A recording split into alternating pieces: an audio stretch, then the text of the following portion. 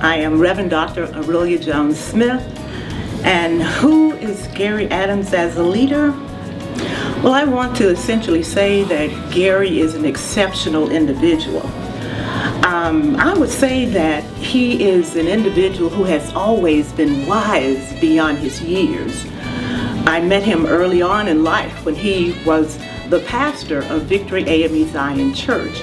And at that particular time, he was interested in developing a computer lab for the community. He also was about developing classes that would give us an opportunity to learn more about Zion. And I was one of his first polity students. And so as a leader, I have seen him implement very interesting ideas, things that were well ahead of the times that we were living in.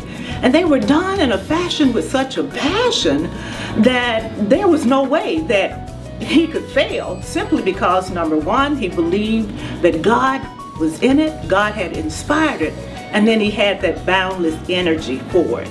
Secondly, I had the opportunity to serve as a pastor under his leadership as a presiding elder. There was an occasion where there were several churches that were not able to really meet their assessments.